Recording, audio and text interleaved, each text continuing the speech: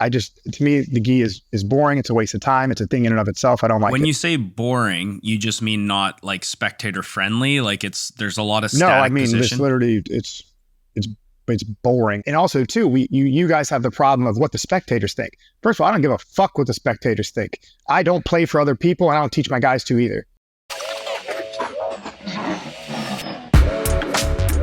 What's the most efficient path to victory against this particular opponent? He's dropping off for the choke here. We could see the finish. It's looking tight. Tight at Alpra. Hello, everyone. Welcome to the Essential Jiu Jitsu podcast. I'm your host, Matt Kwan. The Essential Jiu Jitsu podcast is everything you need to know about Jiu Jitsu. And today I'm very excited for our guest. We have Greg Souders of Standard Jiu Jitsu. Greg, thank you for being on the show. Hey, you're welcome, man. I'm glad to be here. Awesome. So yeah, I think I first heard about you a couple of months ago. I had some students that were telling me about this game-based approach and how you have essentially broken down your teachings of jiu-jitsu into a series of games. And this is becoming quite popular. I mean, target sparring is something that's been around, I think, for a long time. Most people know what that is. And I think to some degree, a lot of gyms do use the target sparring method. Now, your method is different because it's very, very focused on specific problems. And you're looking for, I guess, solutions to certain problems. And so if I'm describing this correctly, to my understanding, you design these games to build particular skills in these situations, and that is how you teach jiu-jitsu to your students, rather than standard technique. Everyone gathers around, we show a technique, and we all try to do the technique, and then we do another technique, and then it's time to roll, right? And so I first heard about you through, like I said, my students. And then I think I met you for the first time at Ottawa ADCC about a month ago. And man, your students were lighting it up. There was DeAndre Corbe. And of course, what's that young kid's name? Noah. What's his last name? Noah Schaffner. Noah Schaffner. So these kids are, really, really high level. And I think you mentioned that Noah had only been training for 2 months with no previous... No. 2 years. 2 years. Sorry, my bad. 2 years with no previous experience. And it was really amazing to see how they competed in competition live. And then I reached out to you after and I said, man, like, I gotta try some of these, I need to pick your brain on your pedagogy and for jiu-jitsu. And we had a phone call, and we've actually been using it, the ecological approach, ever since at On Guard. And I thought we could talk about like our findings and everything, but do I sort of have the idea of the ecological approach? Is that accurately described?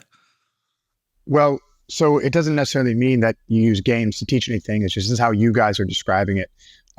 Really, games is not the right way to describe it. And this is kind of like it's sort of my fault, because when I first started coming on these podcasts, I was trying to speak to a community that used different language than I do.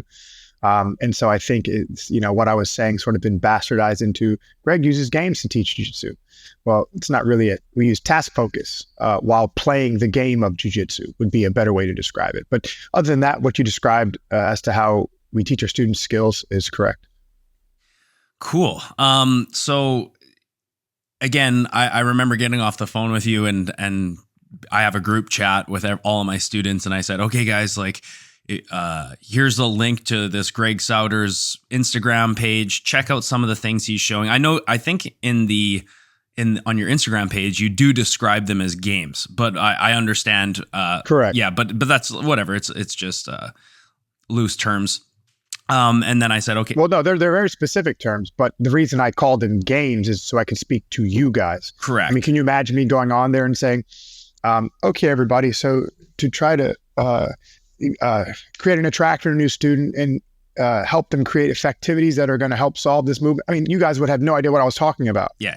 So Games I just made it simple so you could absolutely. So I just said that so you guys could digest it, so I could introduce the community to the way I was setting up the situations in the training environment to help students build things. So, right. That makes sense.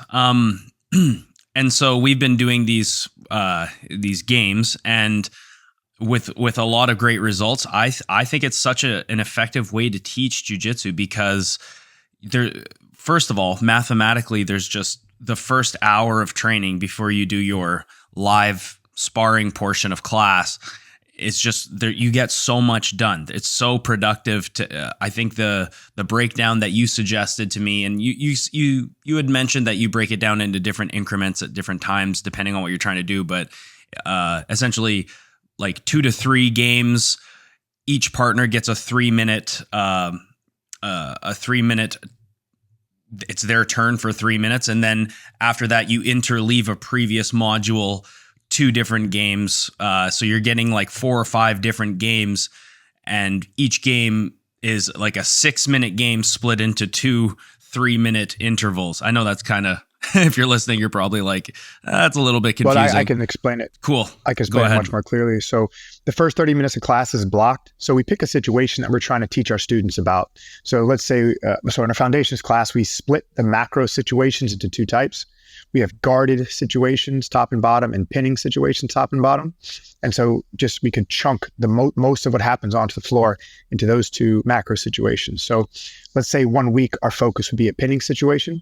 So for the first 30 minutes of that class, the games that we set in that first 30 minutes have to do with the skills we want our students to develop while trying to understand either how to maintain pins or how to recover from pins.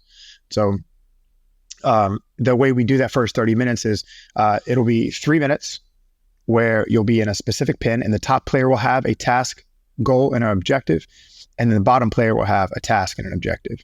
And then if they achieve their objectives, they restart and do it again, do it again for 3 minutes.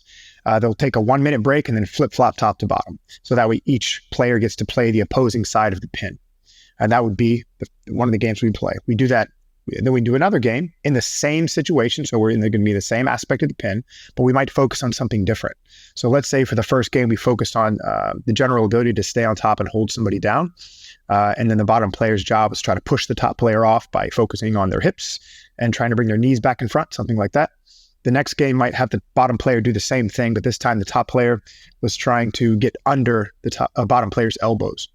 And so we would play the same situation, but we change the task focus for each game. So again, that first 30 minutes is 3 games, which are just basically switches in task focus from the same situation. And so like I said, we block or we keep the situation the same for the first 30 minutes. And for the latter 30, we use something called contextual interference. And contextual interference is just the idea that we interfere with the learning that was just done to cause forgetting, which causes increase in retention and transfer over a few weeks after the training session. So, and for those contextual interference rounds, we do 6-minute rounds from a different situation. So if the first situation was a pin, we'll interfere with that context by going to a guard or some type of guard. And the guard we choose will be something from a previous lesson. So that way the students can practice recalling the situation and the tasks that we gave them from previous lessons. And this also enhances learning. Right. We do that one more time, and then we do a regular round. So and when you say regular round, are you talking about like live sparring? Is that? Absolutely. Yeah. So what we'll do for our live rounds is we'll start them in the situation that we were focused on for the week. So let's say that whole week is focused on the mounted pin. Okay. So, as we block it for the first 30 minutes, as we switch context for the next 2 games, and then for the last round, we do a regular round of jiu-jitsu, which means it goes all the way until submission. And then if somebody gets submitted, we restart in the mounted position. Mm-hmm. So we just start from the position of the week, and then we do a full round all the way to submission. Mm-hmm. And some games are continuous, and other games have a goal, right? Like, okay, if we start in half guard, maybe the goal for this game is for the bottom player to like break the chest to chest contact, maybe regain an underhook or a knee shield or a butterfly hook, and essentially recover.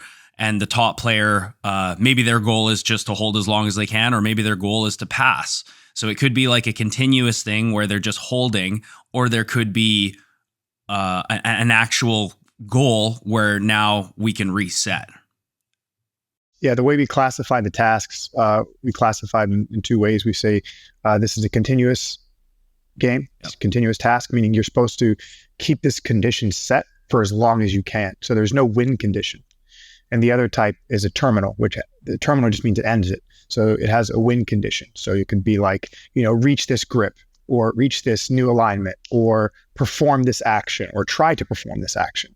So again, we split the games or tasks into continuous tasks and terminal tasks.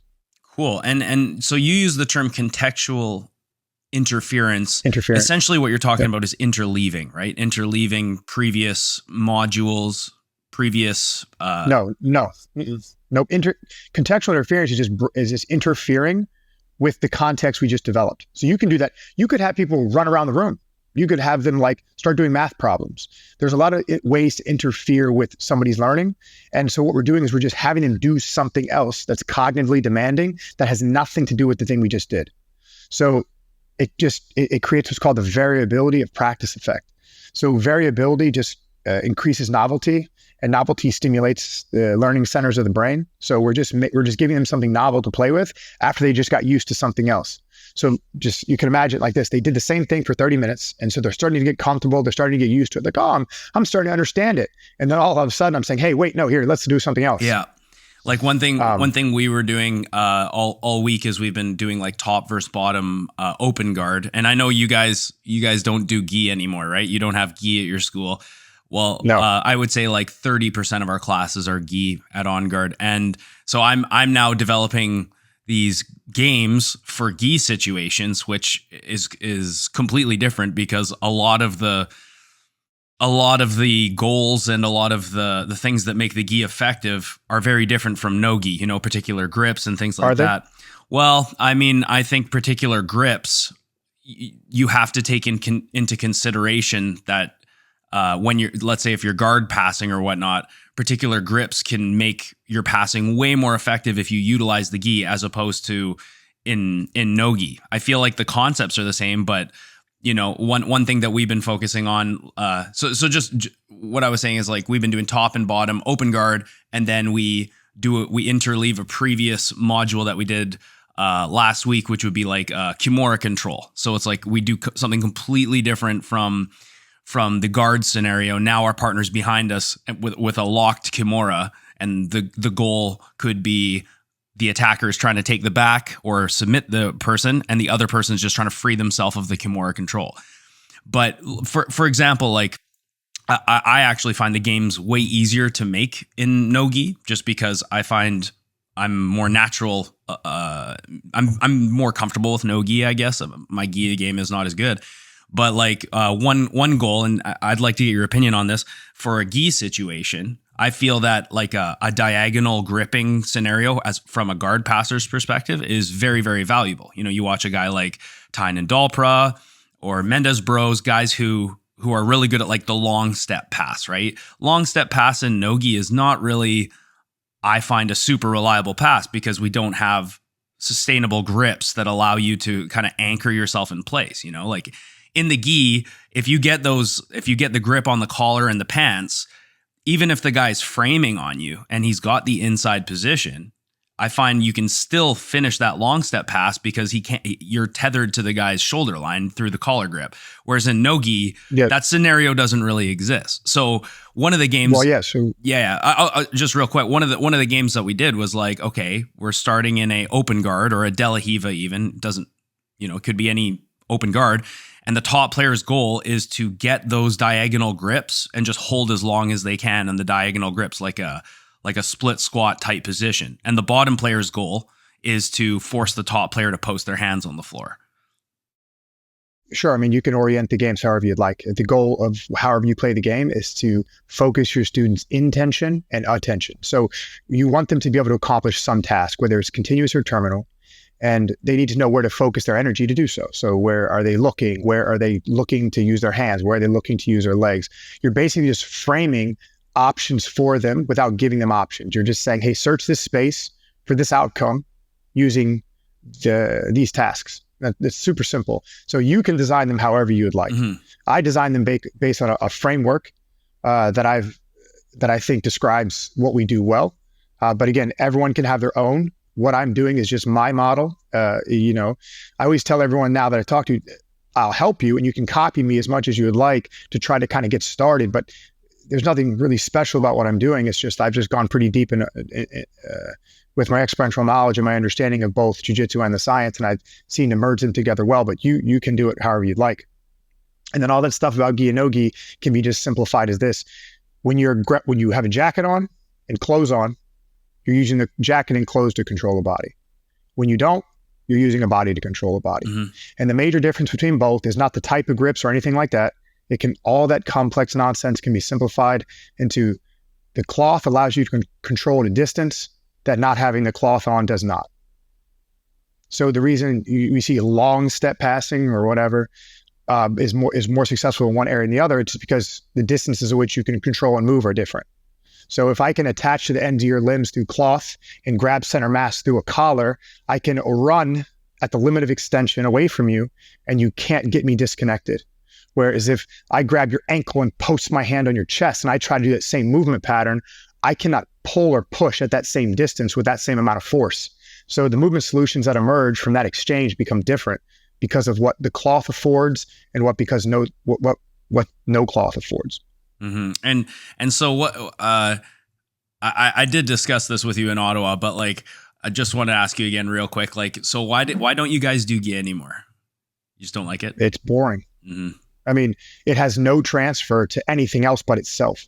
So when you put cloth on, you are literally learning how cloth controls a body. That is what you are organizing around. It's the friction, the feeling, all the gripping options. You're learning how to use like on a uniform to control a body. But once you take that uniform off, all that self-organization you did around that around control around the uniform disappears. Mm-hmm. You can take a high-level person and they instantly become a beginner again when you take the cloth off. So I realized that's a problem because we're not really learning how to do the thing we're telling people they're learning how to do. So I took it off so that I could understand more fundamentally how a body controls a body without a tool. Mm-hmm. And again, this is why I chose it. There's no special link between no gi and the ecological approach. This is something that people have made up in their own minds. The ecological approach is just an efficient way to get people to perform behavior. And it's tied to how humans actually learn. But that's it. To me, the gi is boring. It's a waste of time. It's a thing in and of itself. I don't like it. When you say boring, you just mean not like spectator friendly? Like there's a lot of static No, I mean, position? This literally, it's boring. I trained at the gi for 12 years. I regret it. I wish I could go back and erase all those 12 years and put something else in there. Why do you regret training in the gi? It's slow. It's like an isolated game. You know what I mean? For example, if you do like submission grappling, right? You can apply the tactics you use in the submission grappling context to, let's say, a wrestling match, or let's to an MMA match. And of course, each of those environments by themselves would require higher level skills if you want to reach the higher level of sport. But in general, a submission grappler can transfer many different grappling arts more easily than a jiu-jitsu guy with a gi on can. So I just like the more general nature of the submission grappling environment as it relates to what skills we're actually building as it relates to learning how to grapple. And so with the gi on, there's so much friction. Everything is super slow. The ability to stall your opponent out and make no action happen is so easy. Like I went to a famous school one time and I was watching a high level famous grappler grapple with a student. And the student they were grappling with was a blue belt. And that blue belt took the lapel in 50-50 and wrapped it around both of their legs and held him there for 10 minutes. Mm-hmm. And that a world champion, well-known black belt could not break the grip. So in my mind, if a beginner blue belt could put a grip on you that's so strong that held you still, no matter how good you were for 10 minutes, the game is broken. I was like, I'm never playing this game ever again. This is broken. Do you find judo boring? No, actually, the reason I like judo is because it's highly specific. Like I'm trying to throw you to the mat. Yep. Now, I think the problem in judo is not the action itself, but the rules the Japanese have put on the sport itself, like stopping leg tackles and stopping certain type of grips. Yeah. That has really made it almost too specific to the point where if you're not playing sleeve and collar, they don't want to listen. They don't want to see it. Yes. Right. So, yeah, no, but I think agree. If you take, it's a smaller game, so it happens faster. Things happen at a faster rate. So I think it's more interesting. Did you watch any of the Mundials recently? No, I haven't watched a gi jiu-jitsu match since 2014, probably. So I understand where you're coming from, and personally for me, I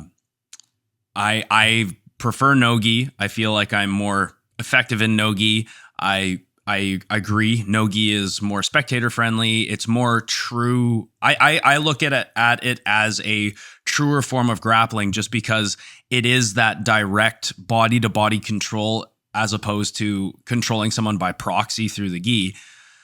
However, maybe it's just because I feel like I've invested so much time in it already in my life. I don't really want to put it down, even though it hurts my body. You know, I find the gi is not forgiving on the body, on the fingers and whatnot. But like, I can still look at gi jiu-jitsu and I appreciate that there is beauty in it, even though I agree it's definitely easier to stall. So for me, and I do have students who literally just want to train gi, fewer than no gi, I would say. I think no gi is becoming more popular, but for me, I still want to keep training the gi. I still want to keep improving in the gi. And I feel like this sort of game-based approach has really helped me dial in certain scenarios. And we've only been using this ecological approach for only a month. So I feel that it's a super productive way to train, and that I'm really starting to believe that regardless of the level of practitioner, I think it's like the best way to kind of cultivate skills and acquire skills in certain situations, because there's just live resistance. And well, I mean, because it's real training. Yeah, because it's like everything else was just it was make believe. Like we were just in make believe. We were in sales and marketing land, and we were all lost. Like, you know, nobody was doing anything. They were just putting on their pajamas and playing pretend with their friends. Like nothing was actually happening. You know, like the traditional jiu-jitsu model is like wanting to learn how to squat and then spending 2 years with a PVC pipe, mastering your squat technique. But the first time you put your body weight in the bar, it folds you into the ground. You know what I mean? You could have, gone over all that wasted time if you just put a little bit of, put a little weight on the bar. It's a little bit challenging, and start improving your squat through variation. But actually putting weight on the bar, it makes it so much easier. So, playing the game of jiu-jitsu is the only way to learn jiu-jitsu. So the question is when we play the game, do we have to slice it up into its component parts? Do we have to play with certain focuses? But at the base level, if you're not playing a game of jiu-jitsu in some aspect, no matter how small, you're not training the skill. Yes. Like I love, I actually really enjoy making these games for kids too, because I teach kids every day, or I would say 5 days a week. I teach kids from all different age groups. And before, the model that I was working on was like, okay, if you've taught kids before, you got to keep things real simple, right? And the more you explain to kids, especially at a younger age, the more you lose them. Their brains turn off. They don't retain information.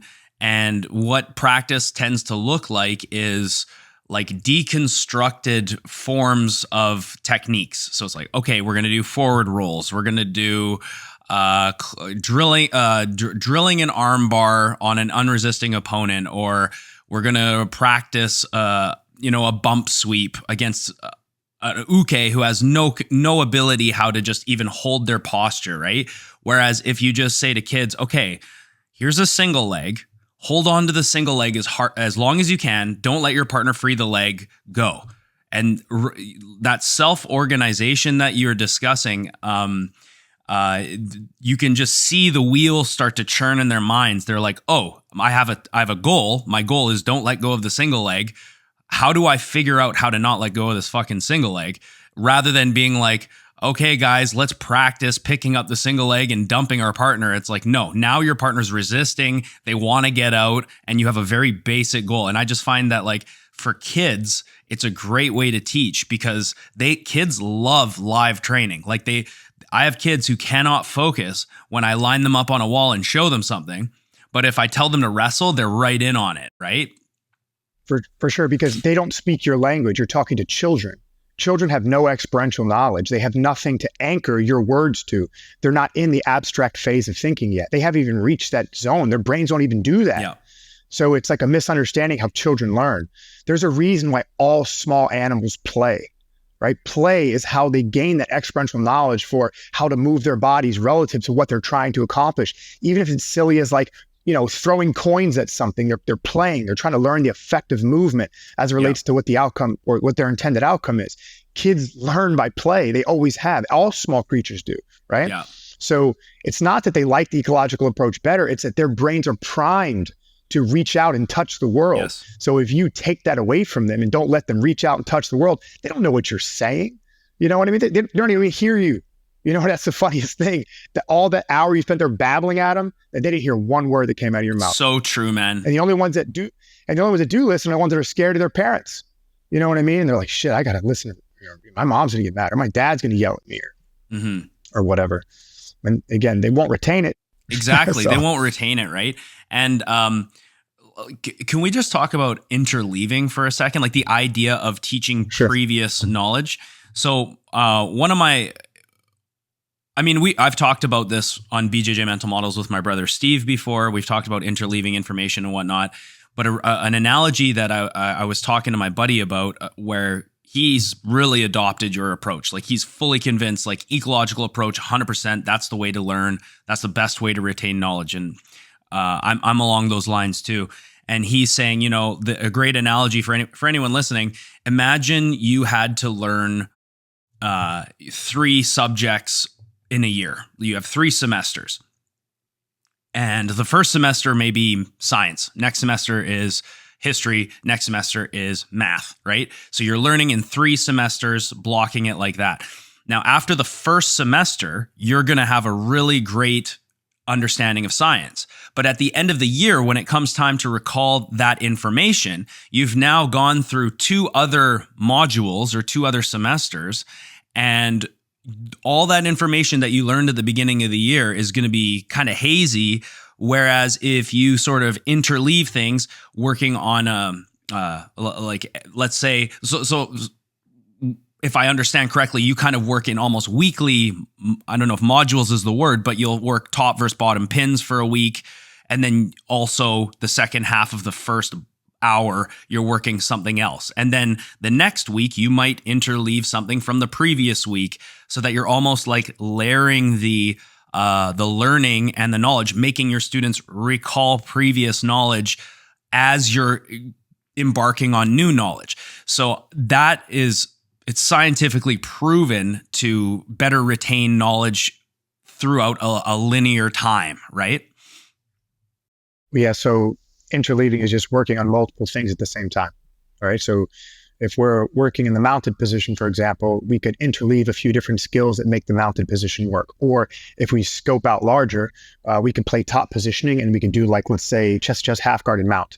Because both, even though so they could have a similar concept, but we interleave that concept through 2 different situations. So it's just working multiple skills in a single sitting, at a single time. And the reason interleaving is important is it's how you manipulate frequency. So skill is very dependent on frequency. Okay, so your brain is not hardware, it's software.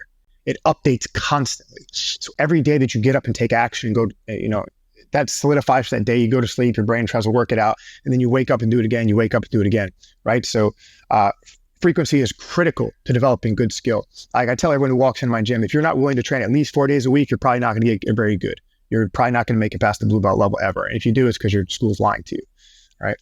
But basically, you have to practice as much of your jiu-jitsu as you can every single day. You need to see all the different situations because the goal is not to master one single thing in a moment. Because let's say you spend 3 months like deep diving on like closed guard, right? And then the next 3 months you spend deep diving on, let's say, the mount, but you don't see the closed guard again until that session's done.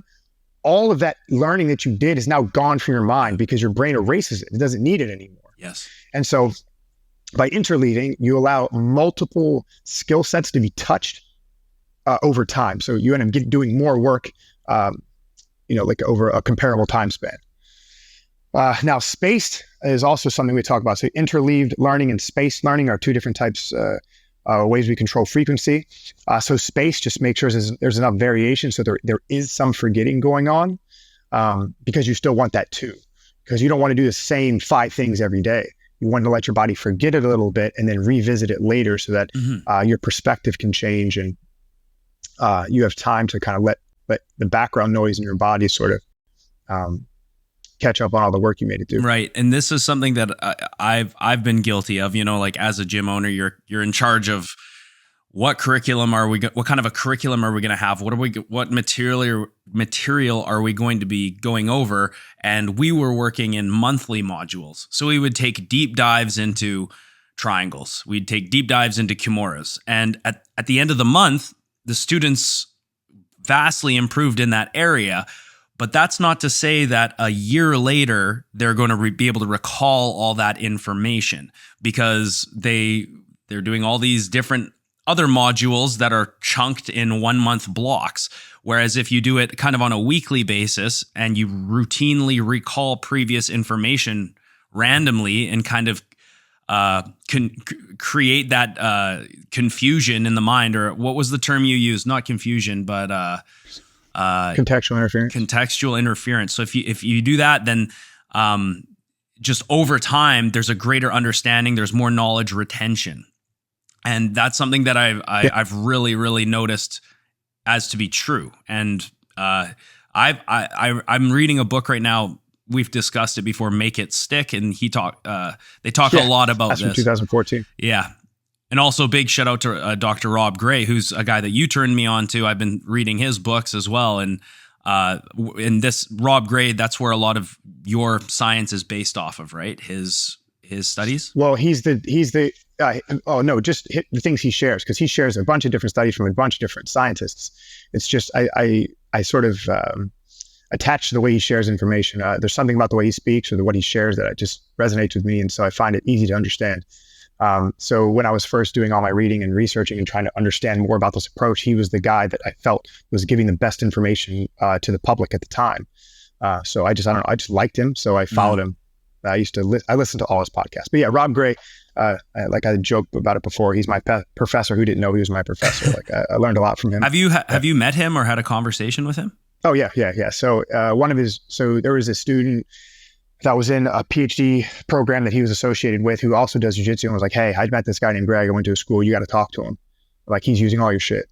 And basically we had a little private phone conversation. We emailed each other and he's like, hey, let's talk. Cool. So I shared with him the model that I was using, how I learned from him and all this stuff. And he was like, he praised me. He was like, oh, that's fantastic. I can't believe you got so much out of the white papers. That's amazing. Awesome. He's like, let me bring you on my podcast. So I went on his podcast. I discussed, he asked me a bunch of questions about my coaching journey and how I used the ecological approach. And so yeah, I've talked to him a bunch. He's great. Yeah, and one thing that they talk about with interleaving in the Make It Stick book is that when you work on multiple things at once rather than a chunk of a chunk of a subject in modules, if you will, or semesters, as the analogy I used. They say that the student does not notice gains as obvious as if you did like the monthly modules. But over time, the student will learn and retain more, because I do have sometimes I have students come to me and they're like, I really like the monthly modules. Like, I feel like I learn a lot during that time, but they don't realize that over time, they're actually potentially learning more.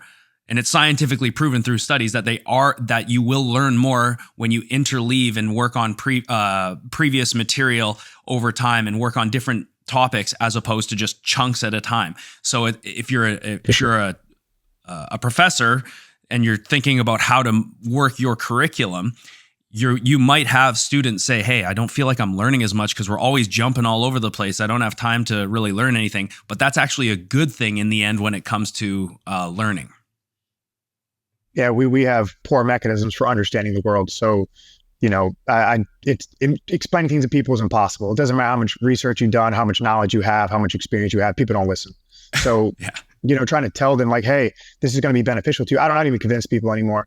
It's like, great, cool. You don't do what you like then. Yeah, there's like 6 other schools around here that you can go to that will make you feel good. But if you want to get good, stay here. I don't know. I mean, if they want to sit down and ask about the science, I'd love to explain it to them. Yeah. But yeah, absolutely. People always do what feels good. I mean, we chase our emotions, right? So Yeah, a lot, I do. we prefer what feels good, not what works often.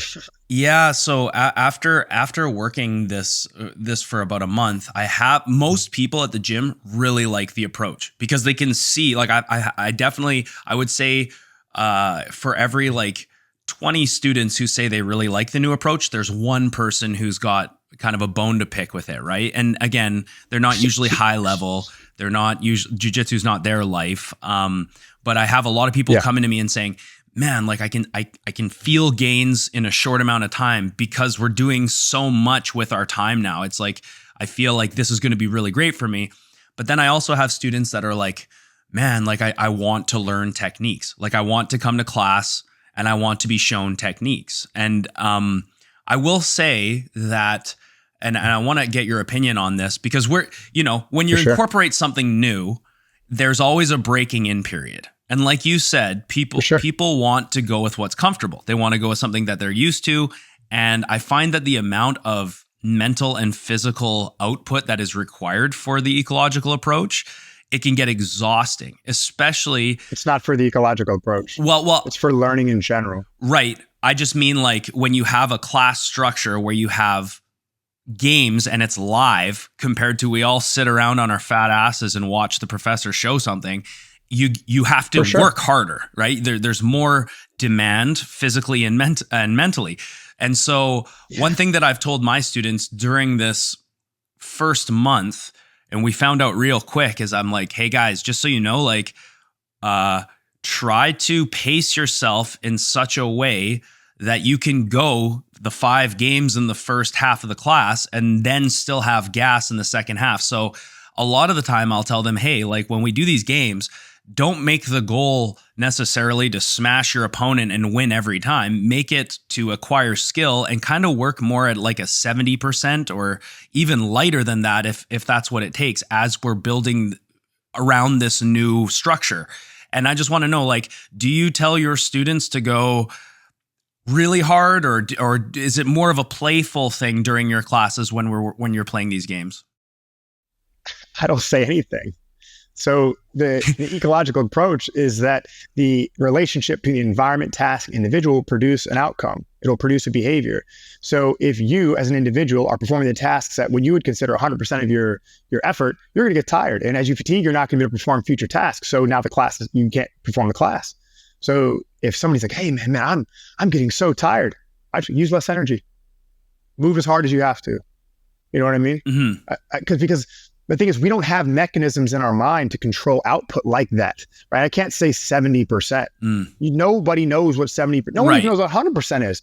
If I said, hit me in my hand as hard as you can, and then I asked them afterwards, did you hit me as hard as you can? They would have no, I guess, maybe, you know what I mean? So I don't like to say things that have no objective value, like if you want to make it through a class, first, if this is your first week, you're going to be exhausted no matter what you do. Yes. So your first thing is to try to be consistent. So we know that if you train consistently for enough weeks, enough days a week, the energy output that's required to do this is going to feel better to you, just like any other physical thing that you do. Now, if we're 6, 8, 12 weeks down the road and you're still gassing really hard, maybe you can do something different. Maybe you're going too hard. Maybe you're using too much energy. Slow down a bit. I just try to give them something very simple that any human can learn. Slow down a bit. Move as hard as you have to is the thing I say all the time. Like, just get the job done, and that's it. Don't do anything extra. And you had mentioned over our previous phone call that sometimes you will train, you will get your athletes to train for skill acquisition, and other times you got to try to get them to train to really be exhausted and to kind of mimic competition exhaustion, so that they know what that feels like, so that they can still perform tasks at that level of exhaustion. So sometimes you kind of, would you say that sometimes you tell them to work harder than others though, to get that exhaustion? I use time. So like, let's say everyone in the room is used to 10-minute rounds. So 10-minute rounds are so easy to us. We like it. We like the 10-minute rounds. If it's shorter, my students are like, God, I fucking hate 6-minute rounds, hate 5-minute rounds, right? So typically that's what I connect effort with. So hey guys, you have 10 minutes to work, try to get the job done. Today, we're not exploring any concepts. We're trying to exploit what we know, and we're trying to win this exchange. If we're doing a 6-minute round, I'd say the same thing. Hey guys, we're not exploring with this 6 minutes today. We are exploiting what we know. It's 6 minutes. That means time short. So that means intensity goes up. Get the job done as quickly as you can. So I stimulate their intensity like that. I connect what I need you to do. What is our focus? Here's the time we have. Go get it done. And that means different things to different people. Yes. And of course, I say different things to my different students based on their individual psychologies, right? Some students you got to kick in the ass about. Like, man, come on, let's go. Other students you don't say anything to because they'll just listen to you the first time. So again, I choose what we're doing based on what the students' goals are and what they're training for. So if we have a room full of non-competitors, intensity doesn't really matter, right? We're playing with each other in the room. We're trying to get stuff done. So I'm not going to encourage intensity. I'm going to encourage focus. I'm going to encourage consistency. I'm going to encourage effort. Try again, fail a lot, make a lot of mistakes, learn something today. But if we're with a group of competitors who have a competition coming up in 2 weeks, it's beat your partner. You have to win. Don't be lazy. We're not exploring. We're going. Yeah. But again, I manage that based on, again, the goal of the student and what we have coming up. When you look at your, like a standard class at standard Jiu Jitsu, what would you say is the ratio of competitor to, recreational practitioner? So we have over 90 adult jiu-jitsu students. I would say 6 of them compete regularly, and that's what their goals are. So what is that, 10% or less? So most people are regular people. So, I say our basic class any given day will have 20 to 30 people. Our R levels class will have about the same amount, 20 to 30. Our comp team, any given night will have, I would say 16 or less. Mm-hmm. So yeah, go ahead.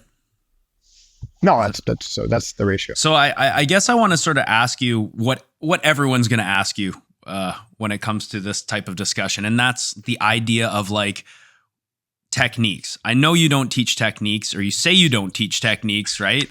This is what everyone's going to ask you. This is the question you have to answer every time that you have this conversation with someone. And that's, well, how the fuck am I going to learn how to do a heel hook if you don't show me mechanics, right? And I know you. Okay, so go ahead. When people say technique, all they ever tell me are submissions. Yeah, they don't tell me anything else, right? So, let's say, I'll just give you something. If you consider submissions techniques, then I teach techniques. Okay, right. But what I'm really saying when I don't teach techniques is I do not teach a stereotypical step-by-step process, start point to outcome. I don't. We don't really name anything. We use very few words to describe what's happening. So of course I teach arm locks, head and arm strangles, naked strangles, twisting locks, straightening locks. I teach these things. But the thing is I don't teach them as you understand them, right? So again, if I'm teaching an arm lock, what I'm really teaching is immobilization and isolation as it leads to breaking. That's what I'm teaching. The arm lock is the way we express that, okay? So the only reason I use the word arm lock is to describe what we are doing. I define this situation with this objective and these tasks produce what we call as an arm lock. Okay, we want to break a partner's arm by straightening it. So in this situation, our goal is to hold somebody still so we can straighten that arm for the purpose of breaking. So in that sense, I, quote, teach the technique, okay? But I don't teach, K guards and, false reaps and all this. None of that is anything to me, right? Because there's a general thing that's going on that needs to be taught. So if we're playing from the bottom, like say guarded situations, what we're learning is first is how to make and maintain connections, how to put our hands and feet on a passing player. The second thing we're doing is, what are we doing that for? Well, managing distance. We have to keep connected to them at specific distances to have specific effects. And then finally, we use those connections while managing distance to destabilize, to take our partner's body apart. And destabilization in general turns into two things.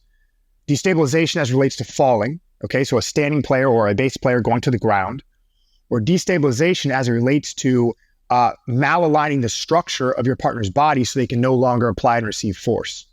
So this is what I teach. The techniques that you guys described come from those foundational actions. all the foundational actions of the game of jiu-jitsu are basic human behaviors. That's what I teach, right? Like I said, I don't teach specific sweeps or specific movement patterns. They don't exist to me. I don't see them anymore. So again, as far as the techniques that I teach, they are the most stereotypical things that are invariant amongst the whole sport. Like I said, head and arm strangles, naked strangles, straightening locks, twisting locks. So when you teach heel hooks, let's say, and you know, heel hook, if you're from a gym that doesn't know anything about leg locks, like no one's going to know what the actual finer mechanics of a heel hook, right? So if you were going to teach, you know, okay, this is how we're going to do an inside heel hook from 50-50. How do you teach that through games and not bring people around and say, okay, here's how you would get the most, here's how you would maximize breaking power? Or do you do that? I don't know. Okay. A heel hook is a twisting lock. Just like any other limb break, in order to apply braking forces to the limb, we have to isolate it from the rest of the body, and we have to immobilize it as we put pressures on it. That's a heel hook. Right. So you put students in the alignment that you want them to learn. So, for example, we know that we first have to isolate the leg. All right. So the way that the community uses, the technique the community uses to isolate legs are called entanglements, right? We entangle the leg. Now, the function of the entanglement is to keep one leg separate from everything else, keep our bodies, the attacking player, attached to the hip, and use that attachment to down our player's hips and hold it there. So that's what you teach. I put a student in an entanglement, and it depends on like how new they are or whatever. We're going to start in this entanglement, and our job is to keep our partner's leg attached to us. As we keep the leg attached to us, I'll give them task goals. Right. So if it's the heel hook specifically that we're looking for, we're going to look to catch our partner's toes. We want to catch our partner's foot. And the way that we do that is we show how to grip a hold by capturing the toes and holding the heel. This is the grip that we're looking for. So as we hold on to this leg, as we maintain our attachment at the hip, entangle the leg, we're looking for this grip. All right. And we teach how to control the leg and keep it isolated from that position. Now, as our students start to learn the basic parameters of control as it relates to both attaching to our opponent or maintaining connections, keeping the leg isolated, and then we teach immobilization, how to hold it still, keep it attached. And then we can start adding task focuses that lean towards braking mechanics. So one of the ways that we teach basic braking mechanics is from the heel hook grip. The first thing that we teach is hold the hips down. We have to keep our opponent's hips on the ground. Second, we teach them how to align themselves by maintaining what we call lateral hip-knee alignment. So we want to keep our belly button pointed at the sides of our opponent's knees. So if we keep our belly button pointed at the side of our opponent's knees, this is a good angle for braking. Now, what degree at which our hips have to face the knee is unknown. Each body will experience this differently based on the level of resistance they're receiving from whichever type of partner they're doing it to.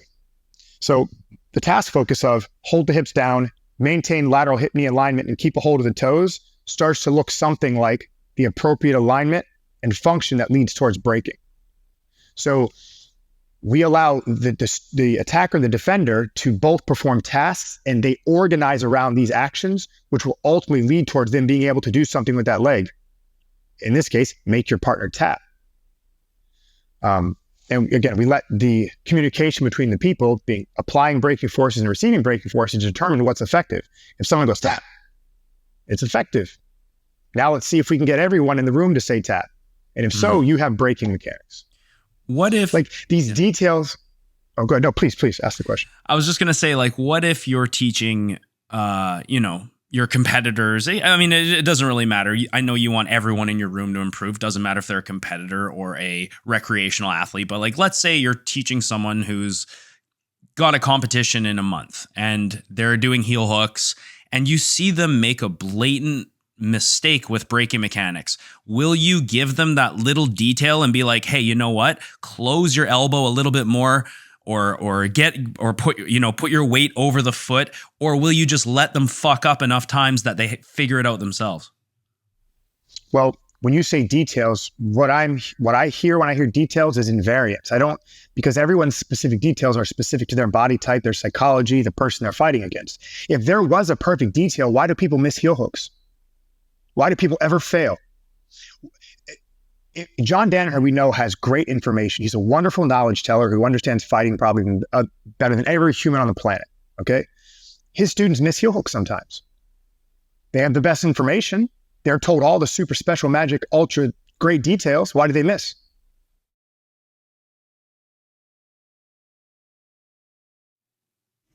Right. Nothing's perfect. Because there's no such thing as a detail. That's right. So then details don't matter. What matters is the relationship that I have as the acting participant going towards my objective. I develop relationships, sensory relationships between what I think I'm perceiving in the environment and the actions I'm taking in the environment to reach my objective. And so the only details that we need to worry about are what we know to be true in all breaking scenarios. So what needs to be true in all breaking scenarios is that if we are trying to break a limb, the first thing we do is have to isolate it and attach to it. The second thing is we have to immobilize it in some way, and then we apply braking forces in a specific direction. In the case of heel hooks, it's a twisting lock. So we have to be able to twist the leg. And so what we know, depending on the entanglement, we have to stay attached and down the hips. We have to maintain lateral hip knee alignment. We have to keep the center of ourselves pointed tightly against either side of our partner's knee, depending whether it's a straight heel hook or a cross heel hook. And then we have to apply pressure to the toes as we pull on the heel. I'm using loose language here because, again, but those three things are probably the most important and variant features of finishing a lock. Hip attachment and downing hips, maintaining your lateral hip knee alignment, and applying braking forces to the toes, right? So everything else that we consider in detail is going to be individualistic. But everyone in the world generally does those three things when they're trying to apply a heel hook. So we start there. We start with what everybody does, what everyone sort of must do. And then we let the nuances come out as each individual tries to develop a relationship between their understanding and that objective. Okay, I'll ask you this, and I'll be very specific with like mechanics. So I think the biggest thing that people are going to be skeptical about this when they first try this approach is like, how do I teach mechanics, right? Like, how do I like be specific with my mechanics? So one example would be, we're talking heel hooks. One detail that I find very, very effective, all the things you're saying, obviously, but like before we hip in and actually, really create braking pressure, a detail that I find very effective is the idea of contracting.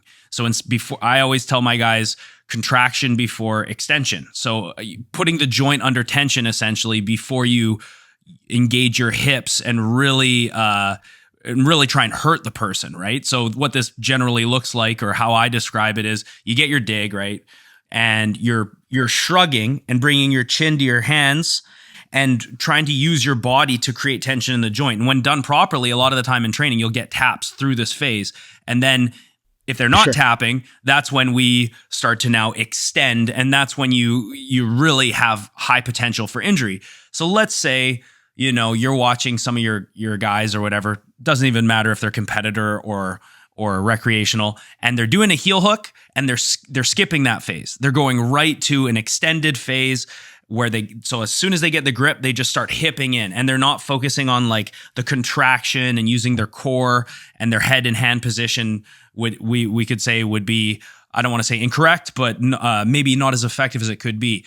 Would you as the coach come around and say, hey, I think you're going to get a lot more power braking potential if you do this first? Or would you just let them fuck it up, let them figure it out on their own? It depends. So if I was looking at this action and I'm trying to teach someone how to have an effective heel hook, I would first worry about the three things I told you. Are they able to stay attached to their opponent's hips? Can they hold those hips on the ground?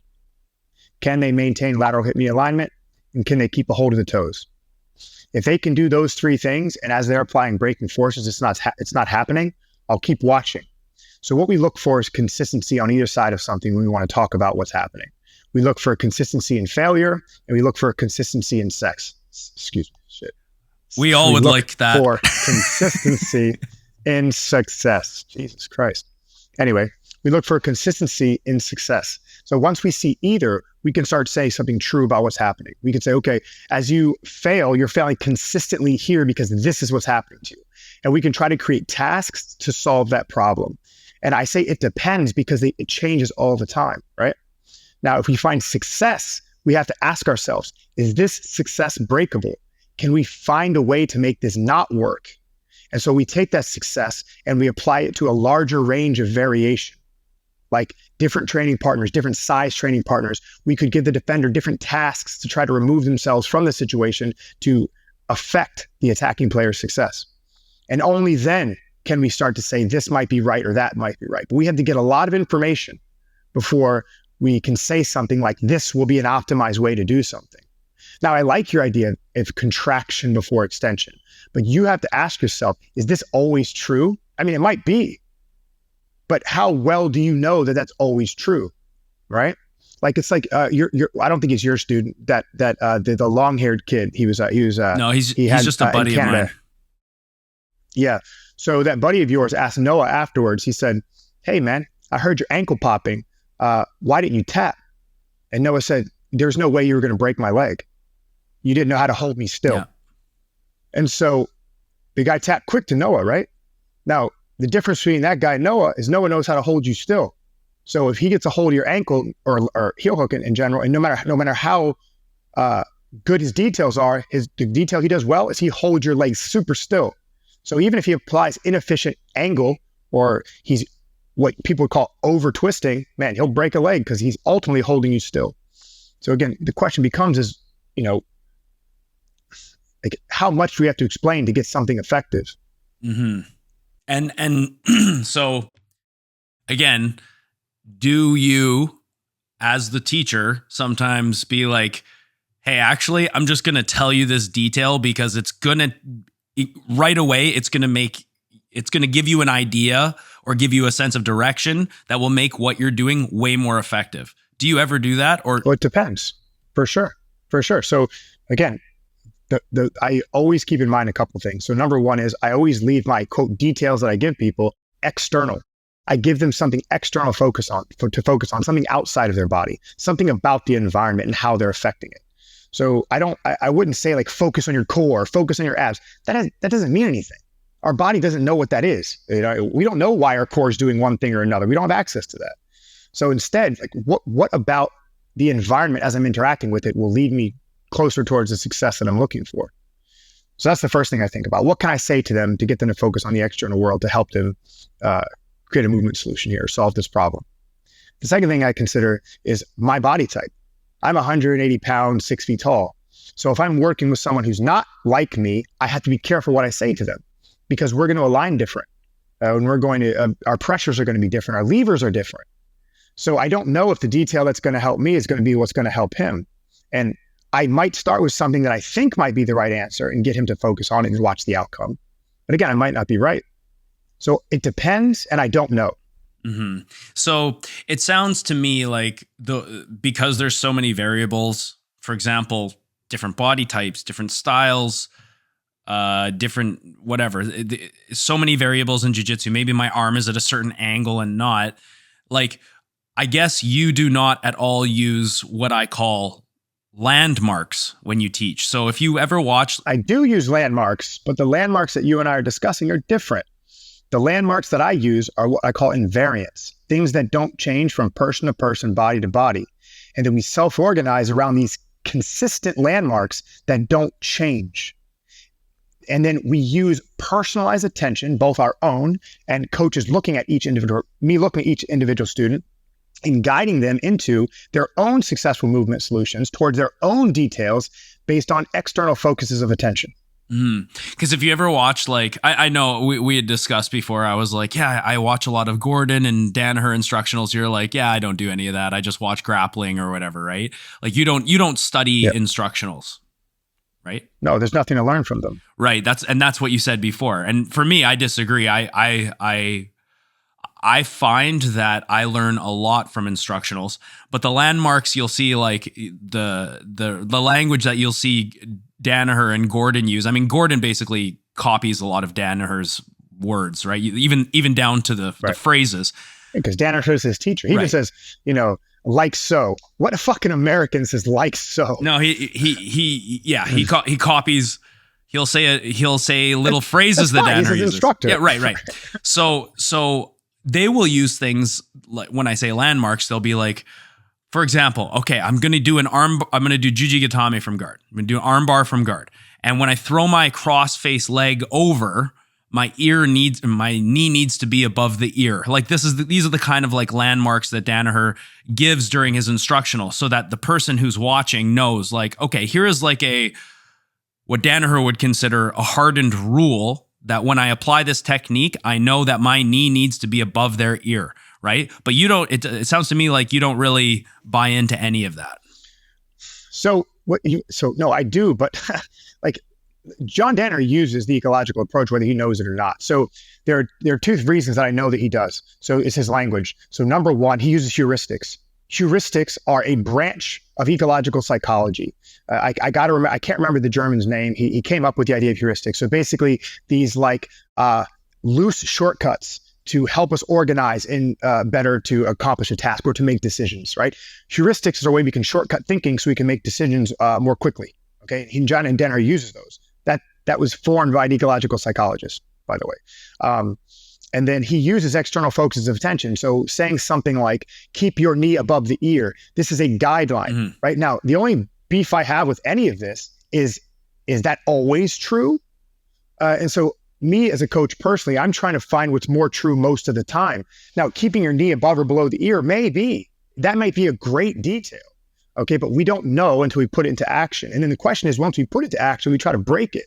And we try to come up with maybe a better way to get someone aligned without being so specific. You would be shocked at how well general guidelines work over specific guidelines. Generalness allows for a larger space to explore within and more expression to come out. Okay, it doesn't constrain the actor to very specific action.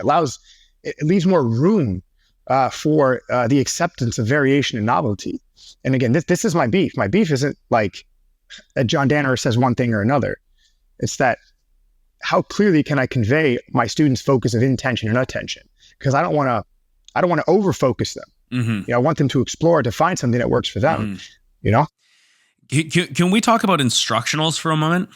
I just did an episode on the show about instructionals and how I think that they can be very beneficial for people, especially like let's say you're injured and you can't train. You could go to the gym and watch, but you want to train your brain and try and expand your knowledge when your body can't necessarily perform tasks. You know, maybe you have an injury that you can't even walk, right? So I've gone through a couple of knee injuries recently. It's all behind me right now, you know, knock on wood. And during that time, I went into deep dives into instructionals. And when I came back, I felt much more improved as a grappler and as an instructor because I had all this knowledge in situations that I didn't have before, right? Do you think, because I know you say that, you know, Danaher and Gordon, they don't have anything to teach, really, or they don't. No, I didn't say that. Okay. You all. They have a lot to teach. Clearly, John Danaher has changed the grappling world. Yes, but okay, I don't mean to put words in your mouth. I guess I'll pose my question like this: do instructionals have any value? And if they don't, and do they have value for athletes of any skill level? I don't think they have as much value as people put on them. I think for John Danaher specifically, okay, if you listen to his little 5 to 20 minute speeches he gives, where he talks about the theory and the concept behind what he's doing, that's enough. All the 8 hours of methods, I think is like, it's not, there's nothing there. And I'm not saying that in a negative way. I think the way he frames the concepts that he discusses and the way he looks at how the body interacts with another body is wonderful. That's great information. But the question is how do we use that information? Us sitting here and watching him do moves, to me, I think that has zero value. What has value is when he discusses something like putting an arm into a weakened state, and he'll give like, let's say he gives something like bringing the elbow away from the body. I don't know if he says that. I'm guessing he does because I do. So John seems like a more intelligent man than me. But so then that's it. Turn the DVD off, go into the training room and try to find how many different ways you can keep your partner's elbow away from their body. That will be so beneficial. That is more beneficial than anything else that he's going to say after that, right?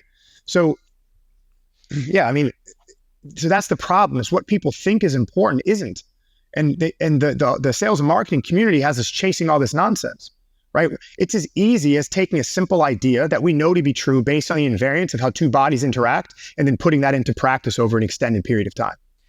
So that has the most value, right? Like and again, maybe I'll try and paraphrase what you're saying, and you tell me if it's accurate.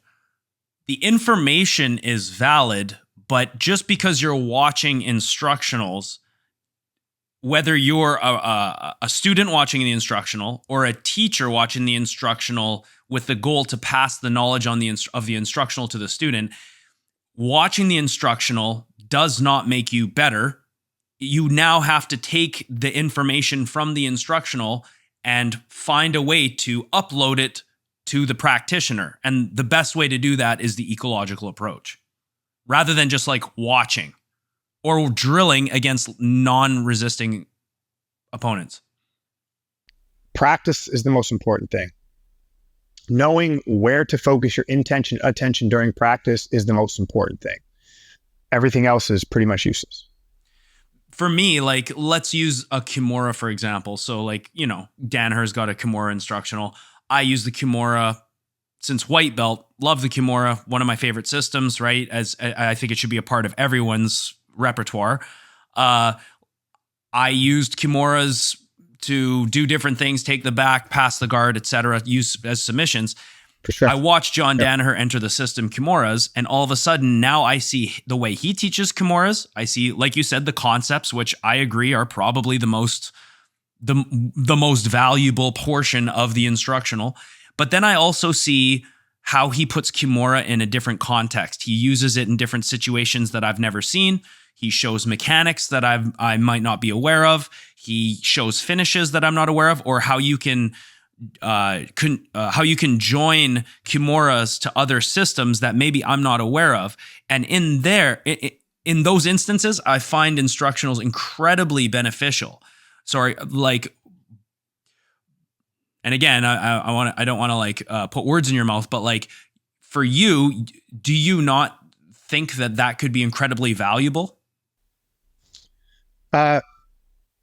What's valuable is being able to take that and knowing how to practice that, whatever that is, right? So I don't know, I'll give you a little spiel on Kimuras real quick. So let's just use what we know. Kimura, the figure 4 grip, serves two basic functions. Okay, first it's an attachment. Let's just assume that, right? To attach to our opponent. So once we're attached to our opponent, we can manipulate them. So once we're attached with a figure 4 grip, the Kimura serves two functions. It's a control grip, meaning it allows you to move your partner around wherever that hand's attached to. So like think of like a handle on a teacup. The second function, it serves as a threat. If you take that grip and you separate the hand from everything else, you can now twist it and break your partner's arm. So it serves as a control point, but it also serves as a threat. Now, twisted arms can become straight arms.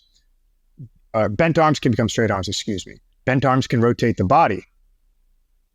You can use a bent arm to connect it to a head. And then if you took those basic things I just said and started playing with it, you would get everything that was in that DVD.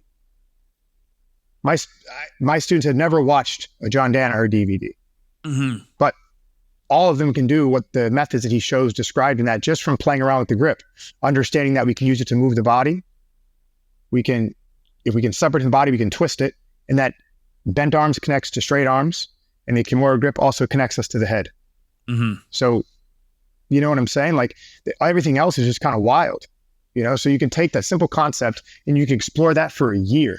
And as long as you practice doing those things to the arm, you would gain skill in doing those things. And when you say gaining skills, not only are they learning finishing mechanics, but they learn how that move tactically and strategically can be worked into a match. So, for example, you could be attacking someone's legs as a means to sweep them from the bottom or to pass them from the top. And those strategies, those tactics come organically through this approach instead of just telling your students, hey guys, just so you know, when I'm in the top side saddle, I can look to pass my partner's guard, I can look to go to Kimura control, or I can go back into the legs. So I have like a 3-pronged attack here. So instead of doing that, you just let them self-organize? No. no matter what attachment we're making, we have to know where we're attached to and what its function. Every movement pattern can be broken down into three different foundational aspects: the connection, the structure, and the movement, right? So we can't start interacting with the world unless we connect to it, we structure relative to it, or we move relative to what we're trying to accomplish. Now the question becomes, what are we doing with these attachments, these structures, and these movements? In the game of Jiu Jitsu, where our goal is to immobilize as it leads to strangulation and breaking. Well, how do we begin to immobilize? Well, we attack the periphery to gain access to center mass. We put center mass on the floor, we immobilize center mass, isolate, and re-attack the periphery. So that's everything that's ever happening, any move you've ever seen. That's all that's ever happening. So when we start at a specific starting point, let's say you want to connect those three things. You want to connect leg attachment to center mass back out to arm, okay? So you would orient yourself, you would give your student tasks that allow them to explore this space. So for example, let's say we wanted to explore a simple going from leg to body, as a basic way to create a dilemma between pinning the upper body, which is involved in passing and back taking, and isolating the leg as it relates to breaking. So you'd start student in an entanglement, you'd give them a task, one that would help them search for breaking, and one that will help them gain access to the hips as it relates to creating chest to chest or chest to back contact. So if you have them play that task within a game-like scenario, they get to explore the relationship between attaching to the hips and having access to a leg, and attaching to the hips and having access to center mass. So you can do it in a more nuanced and intelligent way by having them focus on invariants, things that don't change, rather than telling something like, hey guys, we can start in the saddle, which means nothing. And you can say, okay, while we're in the saddle, we could attack the arm, which means nothing. What does attacking the arm mean, right? In order to understand how to attack the arm, you've got to teach them 37 different submissions. So it's this roundabout way to do a simple thing. Split the difference between starting at the hips and going towards the leg, starting at the hips and going towards the chest or back. So you can teach somebody a huge amount of jiu-jitsu by focusing on simple human behaviors based on the invariant properties of human bodies as they interact in the grappling scenario. Very good. I have a question about beginners, if that's cool. You Sure. talk about you call them foundations, right? Your fundamentals class, you call foundations class. Is that correct?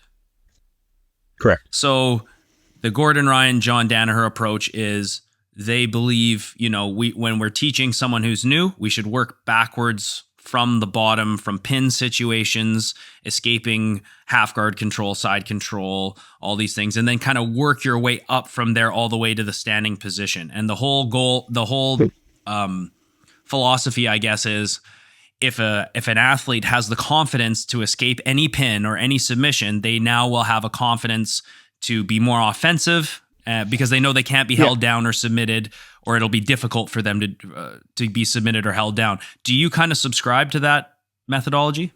No, the method's not wrong. The philosophy is wrong. It's not that the method's wrong. I use the same method, but the reason we're using the method differs. So you're adding things that we don't know that can be added. So saying that escaping pins make you confident, yeah, maybe, but it doesn't mean you're going to be good at it. You know what I mean? Like, I don't know. It just, I hate that because it's not something objective. We don't know. Why would we start one place for another? First, we need to solve that problem. And learning has done this already, and not just in jiu-jitsu, but in all other sports. The reverse classroom model, or starting with the end in mind and having them experience what's happening before you explain to them what's happening, is a way that we can control variation. So when we're doing any type of sport or any type of physical activity, we have to make decisions about what we should do with our energy or what we should do with our body. Decisions become more difficult to make as variability increases. So when you're dealing with a new person, everything is variable. It is so overwhelming to them that decision-making is very difficult. So if you start someone in a small slice of the game, you give them a task focus that's related to the whole game and allows them to experience a piece of it and make only a few decisions rather than many, then it's easier to focus their intention and attention and get them to make decisions that will benefit their learning. That's why we start with the end. We don't start with the end because there's something magical about escaping pins. Because the truth is, at the highest level of jiu-jitsu, imagine skill being equal, you're not escaping pins anymore. You know what I mean? Because they're inefficient alignments. So no matter how good you are at them, somebody holding mount will ultimately be better at achieving that position than you will be at escaping it, assuming all things are equal. So again, if we just play that thought experiment, and you take two elites, and let's imagine they are technically the same. They're the same weight. Let's just imagine that, okay? You never escape pins anymore. Or if you do, it's 1 time out of 9, or 1 time out of 10. Do you know what I'm saying? Yeah. So there needs to be a deeper reason why we start one place or another. It can't be, confidence, Mm-hmm. But confidence does play a role. Would you agree? In a lot of jiu-jitsu, especially like at the higher levels, you're going against someone who's super high level. When you launch an attack, you have to believe that you could have the success. You could find success doing that technique. Maybe. I have people who are full of doubt who are killers. Mm-hmm. I did want to ask you a question again about the gi. I actually forgot to ask you about it before. Is that cool? Yeah, ask me whatever you want. I'll discuss anything. So, recently, Nicholas Margali is talking about how lapel guards and how he would like to see, or I don't know if he'd like to see it. He suggested that there be restrictions around it to make the sport more exciting. Kind of what we were talking about earlier. I've discussed with some of my friends about this, and we were saying, okay, well, what kind of, if we were going to put restrictions on lapel guards, what does that look like? Am I not allowed to pass the lapel through the legs at all? Because there's very legit ways to wrestle up on singles when the lapel's through the legs. Are we saying we can't interlace our legs in a lapel? Are we saying that we're going to have a rule where a particular amount of time passes before both athletes are stood up? Or is it now they both get penalties and one person is standing and one person is seated? Or do we just count penalties and allow them to be in that position? Do you have even any opinion on that? Or are you not even bothered by this at all? Can you offer an opinion on it? No. I can see you being like, dude, I don't fucking care. Yeah. Well, really, I don't. I hope the gi dies. But you hope the gi dies. Yeah, I think Jesus. Yeah, I want it to go away. But either way, I think because it has too many issues. Okay, it just has too many issues. Like in all games, they need to be updated constantly because they tend to break. See, as people become more efficient at playing the games, they also become not only just the physics of the game, but they also become more efficient at playing the rules. And the problem is the rules are not necessarily directed towards the physics.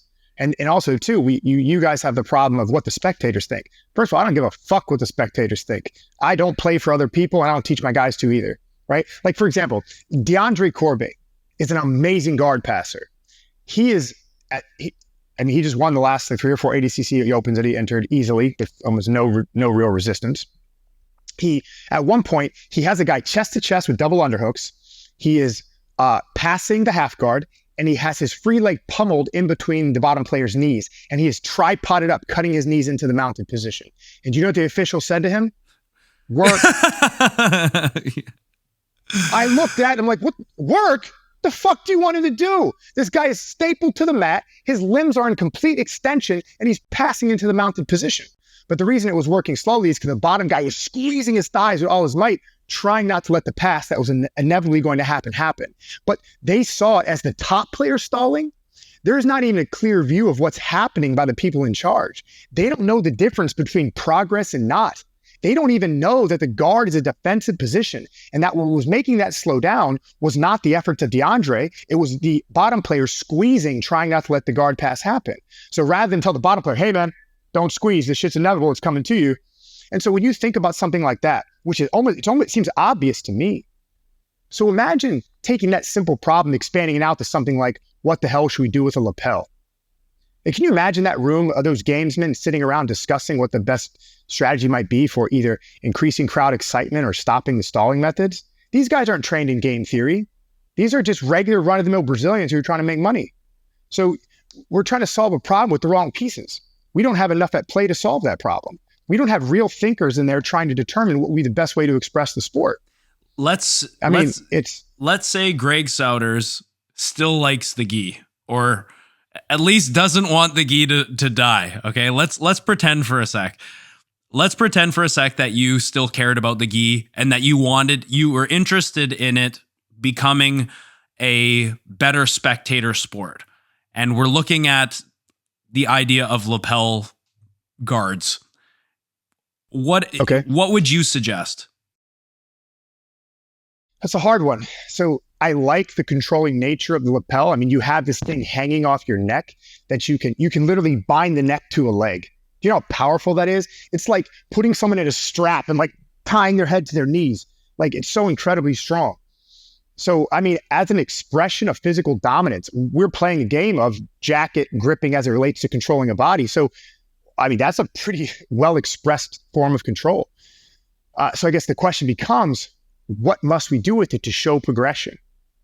And so I think that's really the question, is we need to define what progression looks like. You know, it's not whether the lapel should be allowed or not. It's we need to see if a grip is made to stop action or if a grip is made to allow the progression of action. So if we don't first define that, then we can't say what we should do about it. That's my solution. I would look more deeply into matches where lapels were a factor, and then we would try to classify what we consider to be a grip that has no progressive value and a grip that has progressive value based on its physical capability of allowing you to progress, right? So let's say we're in 50-50 and I wrap a lapel around your leg. Well, this could be considered a grip that doesn't allow for progression because you can't burst through 50-50. Yeah. You have to literally disentangle your leg to come up or to progress, right? So if the lapel is binding you into a position that doesn't inherently have progression within it, then this could be called a bad grip. So again, we first have to start with some kind of foundational definition of progress versus non-progress, and then we would have to relate that idea to the actions taken utilizing the jacket. Cool, man. You know, we're going much over an hour here. We're like 120 left. Before I let you go, I have just some quick rapid fire questions, if that's cool for you. Anything, man. All right. Okay, first question. IBJJF or ADCC? ADCC. What's the biggest problem rule-wise in the IBJJF? They don't understand. I'm going to say the same thing I said before. They don't understand progression. They don't know what they're looking at. Can you make a specific rule in IBJJF that you really don't like? For me, I would like to see. I like heel hooks in the gi. I want to see that. I would actually love. Yeah, I would love that. I would love to see ADCC. I know you're gonna think this is bullshit. I would like to see guys like gi tournaments under the ADCC rules, where it's the exact same rule set but in the gi. So no advantages, overtime round, all subs legal, that type of thing. Yeah. I agree. I actually like that. I think the biggest issue for IBJJF actually is that, well, this isn't the biggest issue. It's one of the biggest things I don't understand. First of all, I really don't like how you have to get a guard to sweep and score. I think any bottom to top movement with control and intent should be scored, personally. I agree. But I think it's crazy how in masters divisions you can't heel hook, but in the adult black belt division you can. Well, yeah. I think jiu-jitsu rules should be full, 18 plus, no matter how old you are, full rules. If you sign the paper, you know what you're getting yourself into. Cool. So full rules of jiu-jitsu, definitely, no matter what. I think guard pulling, going to the ground should be a -1 always, at any time? Or at least a 1 point loss at any time. Even in ADCC. If we want to see, yeah. So, or do it like they do it. They split it. First 3 minutes, do whatever the fuck you want. Okay. But if you take the negative position or if you take the defensive position off choice, you get penalized for it. And I like that because you're saying, I don't want to engage here. So you're yielding to somebody. That's a defensive action, right? Mm-hmm. You are basically taking yourself out of a situation. So then let's just give it the -1. This will force people to start changing their training. Yes. And standing engagement will have to be more important. And it should be an important aspect of grappling. I don't know why we took it out. It's so valuable. Being able to control where a fight goes determines how good of a fighter you are. Yeah. And if you have to sit down and wait for someone to walk towards you, then you're not that good. Yeah. No, I tend to agree. What do you think is the biggest rule under the ADCC rule set? The biggest issue that you have under ADCC rule set, if you have any? Well, so far it's the judges don't understand progression either. So like I said, the DeAndre thing has happened a few times. Like, I don't understand how someone's knees could be cutting through the guard and you tap them on the back and say, work.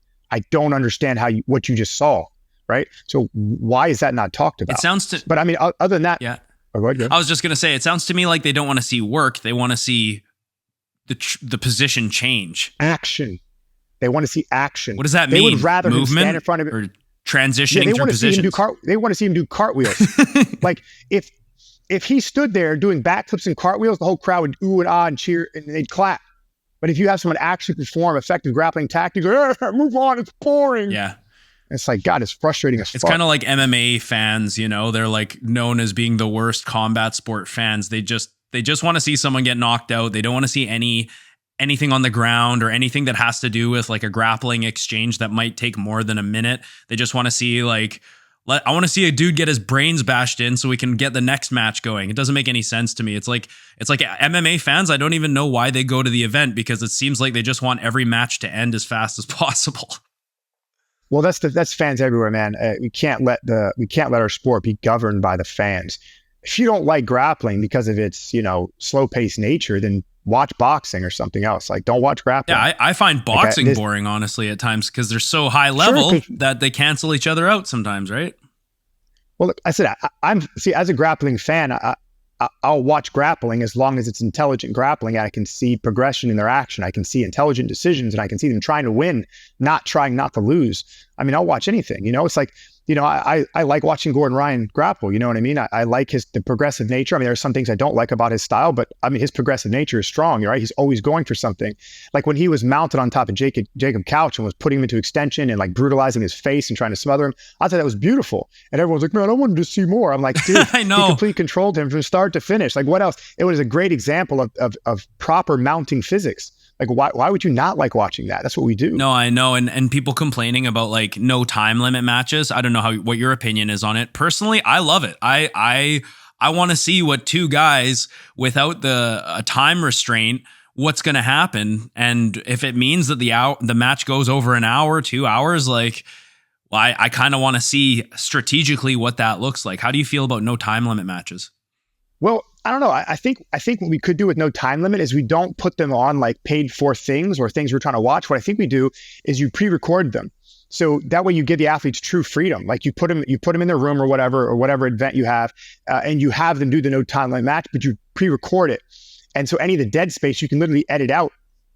That will help because again, when we're talking about no time limit submission grappling, we're not talking about something people really want to watch that are outside the sport because it could take 5 minutes or it could take 5 hours. We don't know. It's basically an exercise in the limits of a grappling person. Like what are they capable of under, there's no way out except losing or winning, right? It's just a different thing. I don't think it's something you really have people pay for and watch. I think, like I said, you pre-record it and you find a way to show people the important moments. What's your favorite rule set?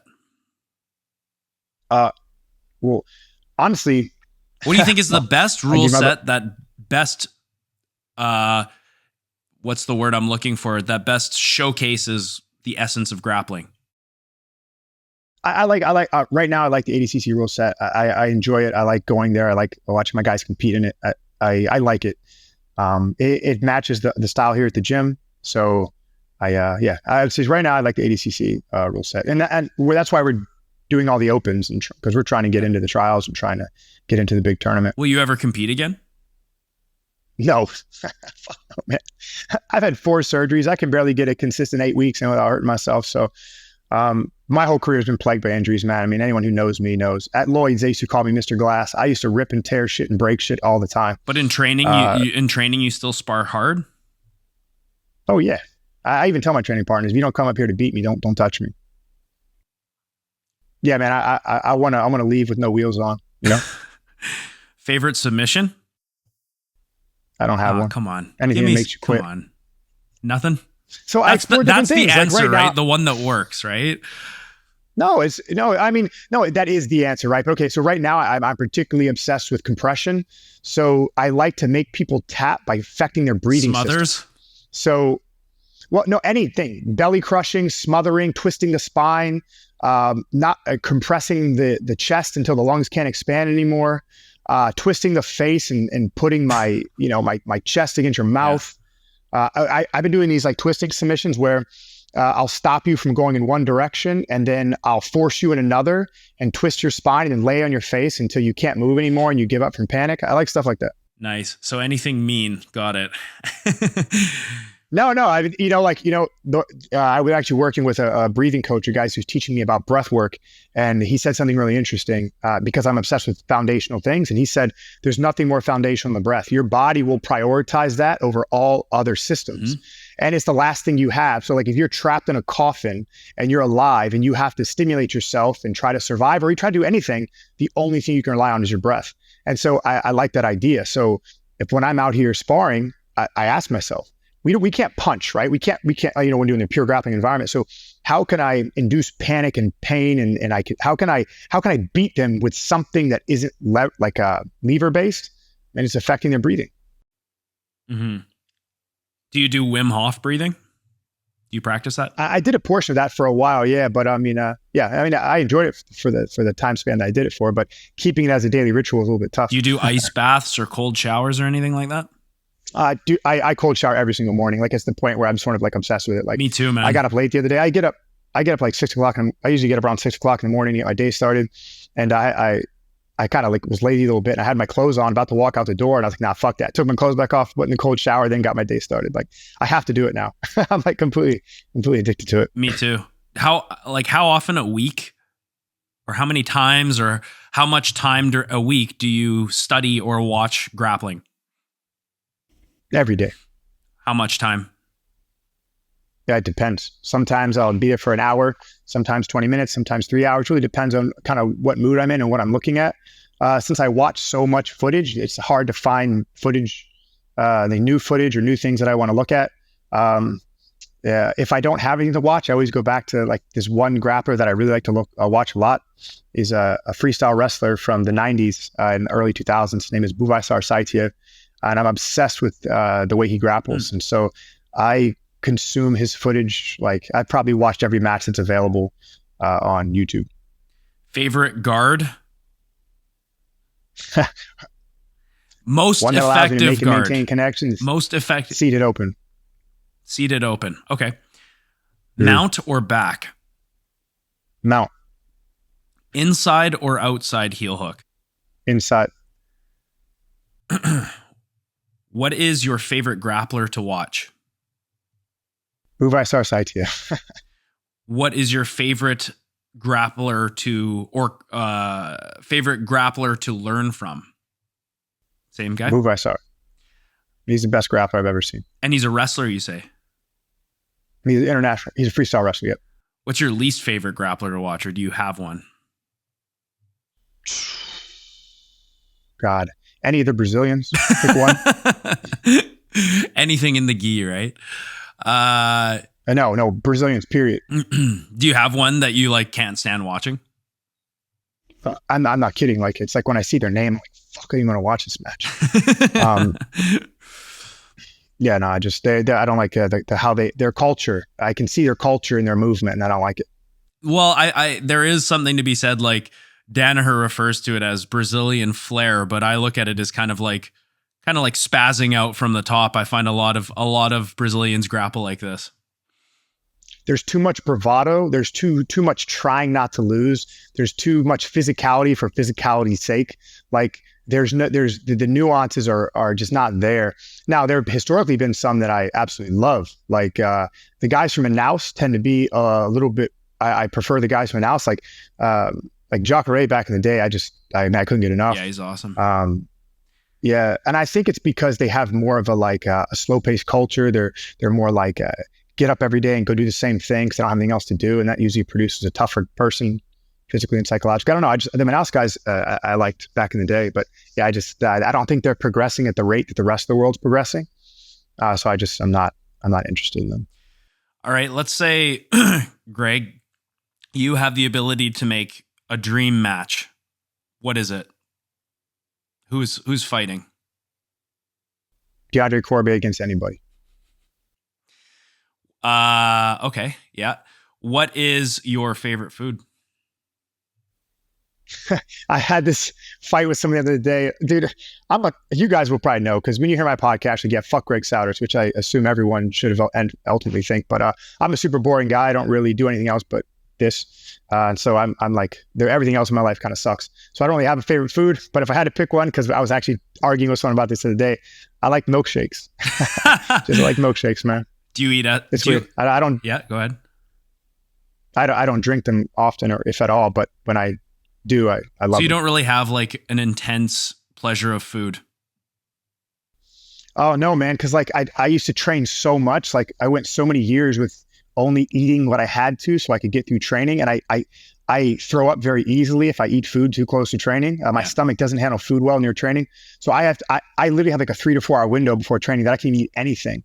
Like even if I drink a juice, it has to be like 2 hours before training. My stomach has to be empty when I'm rolling. So I guess it's always been like that since I was 19 years old. So I don't know. I've just kind of, and I center everything in my life around jiu-jitsu. So if it doesn't make my jiu-jitsu better, or it doesn't make my training better, I tend to avoid it. Do you like acai? Not necessarily, no. I never get it when I go to the tournaments ever. Yeah. If you could go anywhere in the world, where would you go? On a vacation. You're like, I don't want to leave the gym.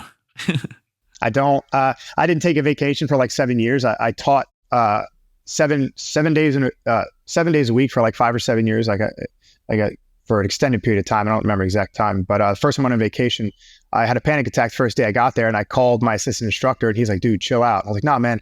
I called him like 3 or 4 times a day. Now, what's happening in the gym? Who came in? How are the guys? What are you training? Anyway, so yeah, dude, I don't like to go anywhere. I like to stay here. Do you have pets? I have a dog. Yeah, his name is Omar. What kind of dog is he? He's a Staffordshire Terrier pit bull. He's blue. Nice. What kind of car do you drive? Yeah, man. 2023 Toyota Supra. Nice. Who do you think is going to beat Gordon Ryan?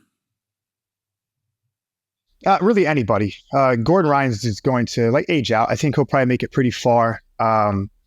But all it takes is another big guy who's willing to do what he does. I think that right now he's in a special place because his coach is the best coach in the world, and he has the best information in the world.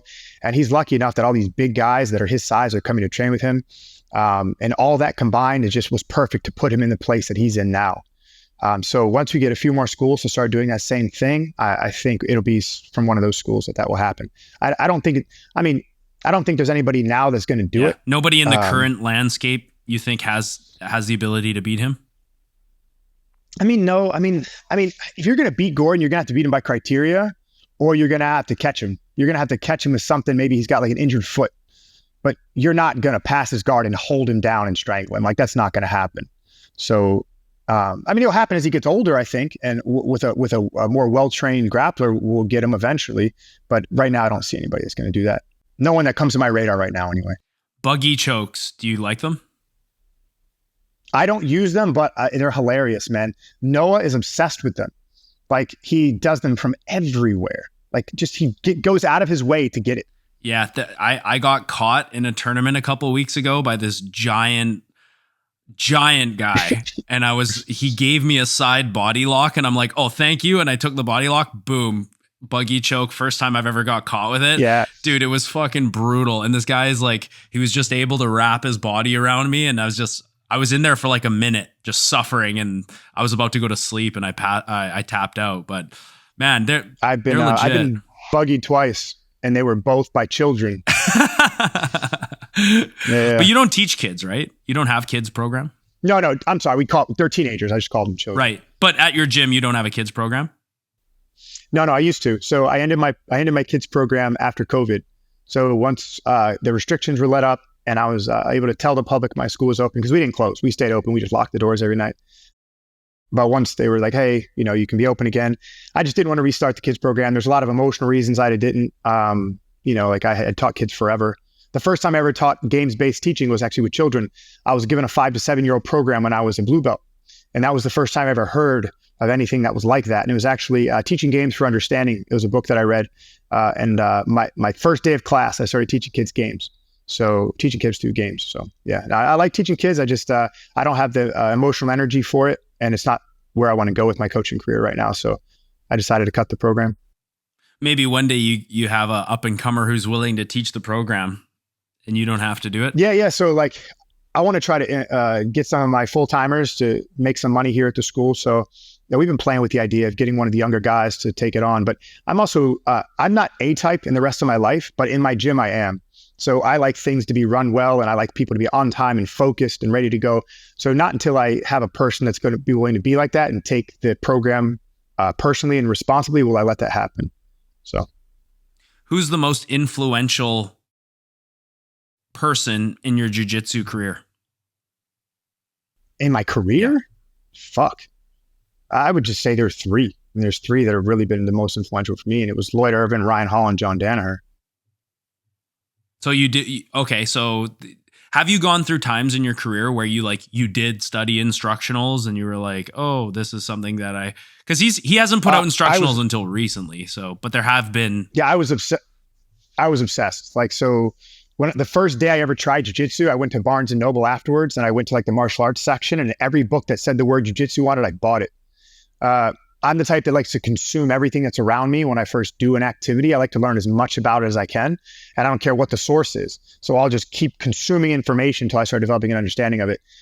So when I first started, it was all tournament DVDs and jiu-jitsu DVDs. I think my collection of jiu-jitsu DVDs is around 250 jiu-jitsu DVDs, all the way leading up until 2008 or 2009 was probably the last one that I bought.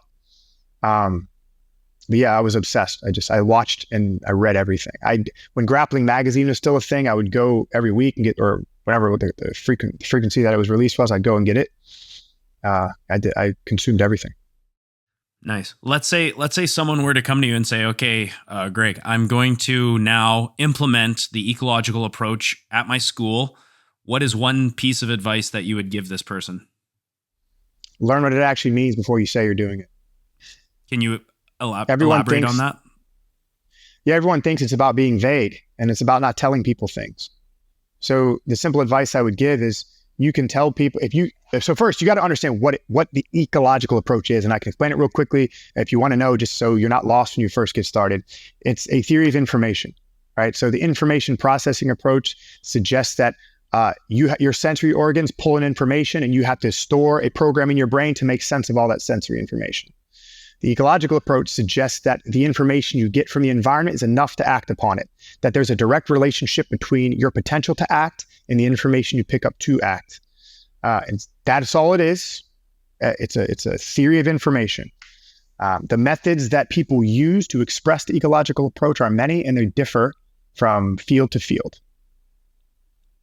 So if you want to understand how to use the ecological approach at your school, learn what the ecological approach is before you say that you do it.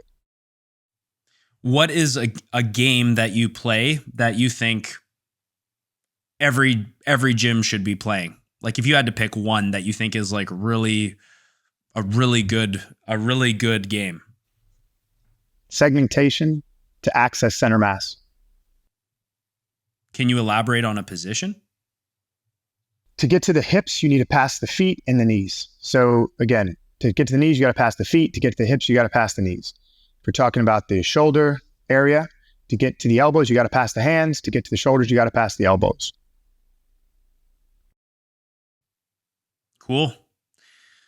Great conversation, man. I mean, I don't really have anything else to add. We're going much longer than I normally do on this show, but I just want to give you a chance to like plug anything or advertise yourself at all.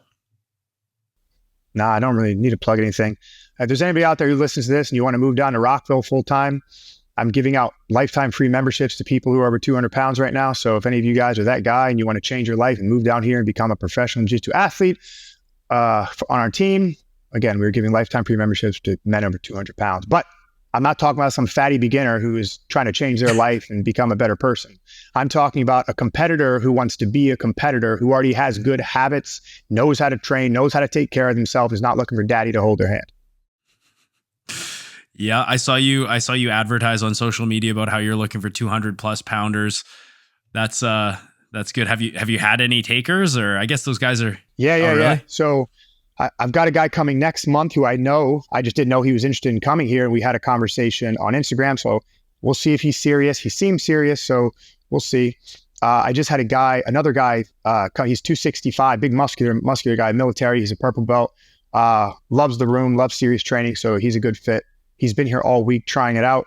And so I was having a conversation with him last night. So we have 2 so far, one here, one who hasn't come yet. But I still need more. We don't like, if you're like between the weight of 155 and 185, our gym is full of that. Yeah. We just don't have like smaller guys or bigger guys. So after we get the big guy group, I'm going to do the same thing for smaller people. But no, nothing else to plug. That's about it, man. No social media to plug? I mean, yeah. At GD Souders, if you want to follow me. At Standard Jiu Jitsu, if you want to follow us on our Instagram accounts. Cool. And I guess we'll call that right there, guys. So thanks for joining us today. Greg, thank you so much for coming to the show. Really great to just pick your brain. And I really appreciate you taking the time today, but also previously the conversation we had. And I feel like I've benefited a lot, and so have my students. And thanks for sort of kind of mentoring me into this ecological approach. And I'm excited to continue doing it over the years and sort of see how it improves everyone in the room. So thank you for coming, and I really appreciate your time, buddy. Thank you. Yeah, you're very welcome. All right. And that's our show. Thanks for watching. Please make sure that you like, share, subscribe, and comment wherever you're listening to this podcast. It really helps the algorithm and helps me with visibility for the show. Also, if you like the show, if you feel that it helps you, please share it with your teammates, training partners, anyone at the local academy that you train at. That would help me greatly. You can contact us at ejjp.show. That is a website. And also my Instagram is the Essential Jiu-Jitsu Podcast. Please come in, give me a follow. Shoot me any messages if you guys have any show ideas or questions for me. Also, you could email me at ejjpod@gmail.com. That's ejjpod@gmail.com. If you want to support the show, guys, please check out my online academy. It's called the On Guard Online Academy.